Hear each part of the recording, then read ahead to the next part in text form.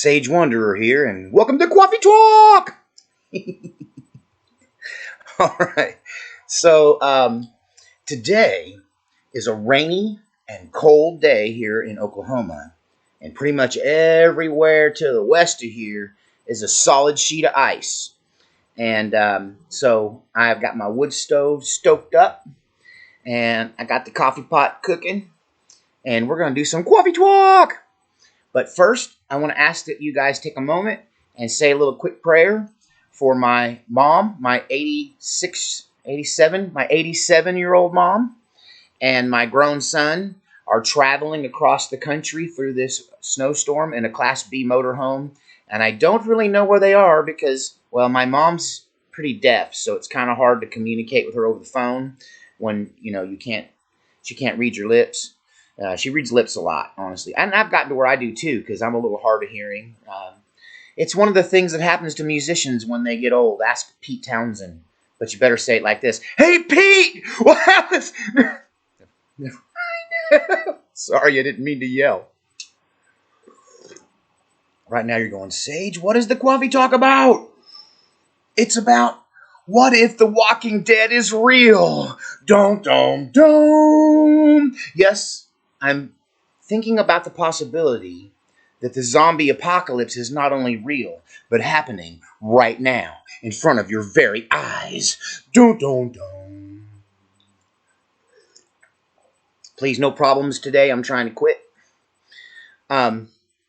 So, yeah. What if the zombies are real? And you're saying, Sage, it's crazy. How can the dead rise and maybe the living dead and all that? None of that could be real. Okay, so let's talk about the rash of zombie movies. Now, I'm kind of a zombie connoisseur. I'm not a horror movie person. I don't like slasher movies. But The Night of the Living Dead, I saw that when I was about the original black and white, when I was in my teens, right? And I even think I saw it edited on television. It was just, to me, so well made and the idea so frightening that, it held my attention for the entire time. And I never forgot that movie. I watched it several times. So when the rash of zombie movies started coming out, I started watching them. And of course, the most famous and prolific is, in fact, the series The Walking Dead. Now, at the time The Walking Dead was out, there were many copycat series. There was a Zombie Nation. There was it Z Nation? There was movies, television shows. It seemed like for a while there were zombies everywhere. In fact, in Oregon in 2014, 2015, there was a business called Zombie Tactical, and they just sold stuff for the zombie apocalypse. And a lot of it was the weird slime biohazard green color. You know, that green color. I don't know why that's associated with zombies, but it is for some reason. I mean, even ammunition manufacturers started making zombie ammunition. There was even a prolific YouTube channel where a guy just tested weapons that might be of use for the zombie apocalypse, and he would stab fake zombie dummies in the head with whatever pocket knife he was hawking that week, but or a hatchet or axe or ball bat or whatever. And so these shows, The Walking Dead and all its spin-offs, were everywhere for a while. And those of us, hang on, I need coffee. Those of us who are conspiracy theorist minded, I'm going to quit using that phrase. I'm going to start saying this. Those of us that are awake, suspicious, and alert, okay, we started to wonder, why are they ramming all of these zombie movies down our necks? Not only that, at the same time, there was a lot of end of the world kind of dark survival movies out there, from the guy who had to cut off his own leg to the oh gosh, what was one of them? I had one in my mind at the moment. But anyway, more coffee. It's 8:15 here this morning, but it's still dark outside because of the weather. So there were all of these survival movies, whether it was surviving bear attacks, wolves, whatever. And it just seemed to me like, well, even the show Survivor, which predated a lot of this, but there were other shows like Alone, which, came up at the same time. And it almost seemed to me, those of us who were suspicious, awake and aware, that it almost is like the powers that be or some force within entertainment was trying to prepare us for some unbelievable and horrific future. And they were going to give us a fighting chance by teaching your average housewife and couch-bound, potato chip eating, overweight teenager how to make fire, how to procure and distill water and purify water, how to find food in the woods, in the wilderness. And so, it made a guy wonder, is something weird happening? Is something weird gonna happen? Right? And so the basis of this coffee talk today is that they were in fact preparing us for what is kind of happening now. Because what we're seeing is mass civil unrest. We're seeing, the course, I believe it's all been planned out ahead of time. That's why I call the thing that I call it a plan. And then later on, I use the rest of the word demic. And so I call it that because I think it's true. I think this is part of what Svali said was going to happen. If you know the channel, I had a friend that told me that this is their plan all along. I got kind of well known on this channel because somebody in Antifa, before anybody knew who Antifa was, told me what they were going to do, what they were planning, what they're doing right now, what they're going to do at this election. Just a couple days ago, Owen Schroyer was in Austin, bullhorning in a Trump parade of cars when an angry Antifa leftist was passing him.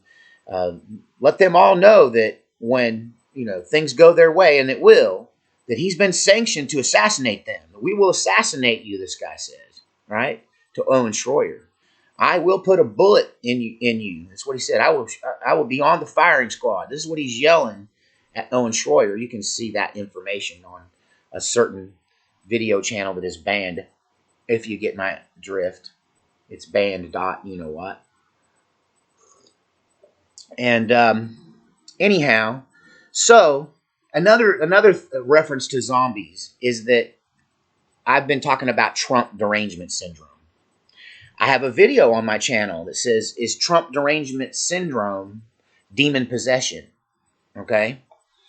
And so, what if the zombies that we're seeing, these people like the guy screaming bloody murder at Owen Schroyer, like these people, the crowd, the cancel culture, the people that seem completely out of their mind for no reason. People that I have a theory, here's the coffee talk for you. I have a theory that this 40 to 50% of the population, unfortunately it's a huge number, that has basically risen up with hatred against Christianity, hatred against Trump, hatred against white people, hatred against especially white men and father figures, and hatred against any person of color who doesn't side with their radical agenda. This kind of inherent, unabashed hatred, right? That seems to be coming from the left. Looks a lot like demon possession. It really, really, really does. And so I've talked to many people on my channel, Once again, coffee talks are kind of based in fact. There's a lot of conjecture. That's why you need the coffee so you can swallow it. But there's a lot of people on my channel saying things that are similar to what happened to me. I don't know what happened to that family member. Just one day they weren't themselves. It was like a stranger was in my house. Women have written me letters and said, I don't know what happened. Me and my husband were married for 15 years. Another one was 20 years. Another was 30 years. And everything was fine. And then one day he just ran off with a 25-year-old girl. Now, that's always been happening. They call it a midlife crisis. Except it seems to be a rash of things like that, not necessarily associated with midlife crisis. Sometimes these men are in their 60s or 70s acting this way. The women are doing it too. There are women walking out on their house and their children. And so a lot of the people that are involved in these situations where people they thought they knew just suddenly start acting very different, they're tending to agree with me. It's like the person they knew is gone, and some other person they don't recognize is now standing before them. Cue the music from invasion of the body snatchers. Dun dun dun. But that's what it's like. It's like another human has entered into that person. It's very much like demon possession. And one of my theories is that all of these people might have something in common. Maybe all of these people at one point or another toyed with the devil. They played at witchcraft. They engaged in some devil music or something they thought was harmless. And in doing so in some way or through some sin or action opened a doorway to another dimension that allowed these creatures to come into possession of their bodies and to share space inside them, and that we're really dealing with some sort of alien invasion that Christians call the demonic. Dun dun dun! No problems, please. I'm trying to quit. So, so this is part of the reason why I put myself out in the middle of nowhere, and I'm about to buy a bunch of firewood and stack it all around my house. like a bullet resistant ramparts all the way around my house. I've closed myself off from the world because I feel it, and you feel it too. No coffee needed. Something really strange is happening to people. And so then this brings me to even a darker subject. So, if you're faint of heart, you might want to check out right now. But let's talk about what Lori Daybell said about her own children. Now, I personally think Lori Daybell is the one that got possessed by some spirit, and she killed her children, apparently. I mean, she's on trial for this. They found their bodies buried in the backyard of the house that her and her husband shared. And so this woman seems like a total sociopath. But her story is kind of interesting. She claims that members of her family all became possessed by other people who had lived on this planet before and were now dead spirits. So she was claiming that, like, her son was possessed. It's totally crazy. But then again, if you were to go back in time and tell people about how anti-Trumpers are acting in the streets and how families have been broken up over politics and how people have just started acting in the strangest and most bizarre ways, and seemingly out of nowhere in an unprecedented way. Murders through the roof. A lot of other crimes have gone down because opportunity's gone down because of the. But the fact of the matter is, murder is higher than it's ever been in so many places, and people aren't even talking about that. On some weekends, 150 people are murdered just in the city of Chicago, just in turf wars and ego contests, right? So Lori Daybell claimed her kids, and she used the word zombies. Boom, boom, boom. It kind of freaked me out when she said her kids were zombies, and that's why she did what she did. And apparently, she didn't just tell some people that, she told a lot of people that. And her and her husband both believed it. Her and Chad both believed it, according to witnesses, people who were kind of in on the story as it was going down, and have turned on them, because that's crazy. Killing kids is never right? I mean, whoop.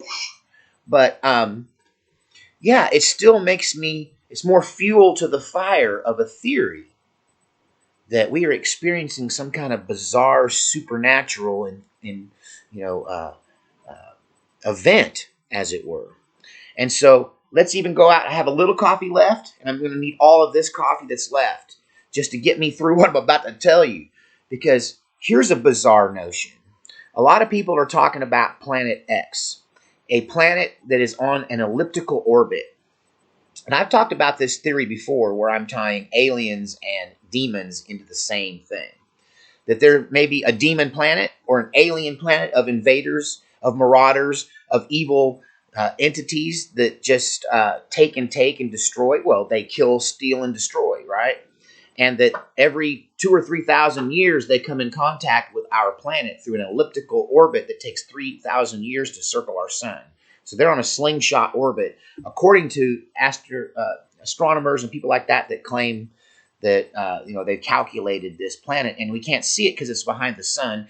And there's been numerous reports now that it's time. I mean, if you look back and do the math, it's time for that 3,000 year period of circular orbit, elliptical orbit rather, to occur, and that we are probably most likely in a position to be within radio distance of planet X and whatever evil aliens might live on that planet.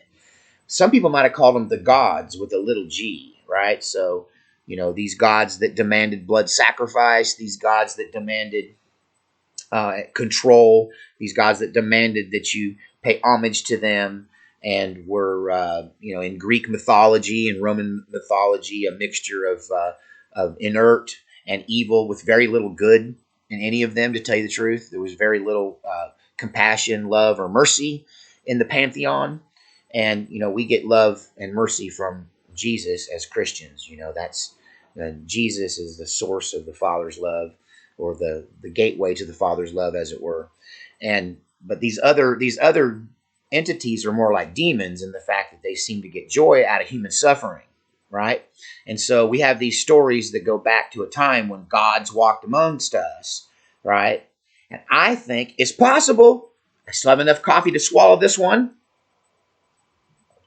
It is within the realm of possibility that we are experiencing the beginning of an alien invasion, and they start first by sending messages to your mind. They make you think a certain way. They send electromagnetic waves into your brain to mess with you and break you down, to get you to the point when they get close enough with their planet and their magic, their psychic abilities, or their technology, whatever it is able to not just penetrate your brain, but to cause them to be able to inhabit certain bodies if they can find a way to trick you into inviting them in. Don't. That's right, you too can become a zombie. Sorry, you gotta laugh to keep from crying, right? But that can't possibly be true. That no way. I don't know. Back in Jesus' day, there was a whole bunch of them got in a guy named Legion, and they all begged for mercy because Jesus was powerful, and they begged them if they begged Jesus if it would be okay for them to go and inhabit this herd of swine instead of being cast into outer darkness by the power of Jesus. And so he's like, okay, go ahead, get in the swine, and then all the pigs ran off a cliff and killed themselves. So that's what's going to happen to all these swine that are inhabited with these demons. The best they can hope for is they're going to cause their own demise without deliverance. The good news is those demons in that story were inhabiting a human being, and when they left and went into the swine, the human being was delivered, and he was made whole again. His name was Legions. Look it up. He then became a disciple of Christ, or a follower of Christ, to be a better way of putting it that way. And he was at peace for the rest of his life. That's a great story there. So there seems to be hope for the zombies, right? Because I think he would have definitely qualified as the living dead, old Legions from the Bible. They said he lived in the caves like an animal and cut himself and howled like a dog, and that no one felt safe to go up there because he would attack you. And that kind of sounds like, I don't know, kind of sounds like some of these people that are protesting, right? And they're running around half-dressed, howling like wolves and cutting themselves. And they're cutting our country apart. I don't know if any of that's true. Well, there's always some truth in every coffee talk, right? Is it the whole truth? Did we get it all right? Probably not. That's why, I don't necessarily believe in these things. I just like talking about them. I find them interesting. So, do you know anybody that seems to have just turned into a zombie overnight? Did you have a friend who was once a friend of yours, and for no reason and no cause, they just became hateful towards you because of your politics or your faith or the color of your skin? Let me know if you've had experiences with these zombie demon inhabited people, and to what degree were you totally freaked out, and did it make your skin crawl? Did it make you think, hey, this is something? I'm really anxious to hear from you in the comments section. You can also write me directly and privately at my email, which is sageland2019@outlook.com. That's sageland2019 at outlook.com. Or you can even write me a letter, old-fashioned snail mail, at P.O. Box 92, Sparks, Oklahoma. The zip code is 74869. Testing my brain this early in the morning. I'm really interested to hear if any of you have had these experiences, and if you have, what were they like? And who knows, at some point I may learn how to use Skype or something like that and start doing some interviews with people. So you don't have to just take my word for it. There's something funky's going on, but is it the zombie apocalypse? I don't know. All right, we'll see you next time on Coffee Talk.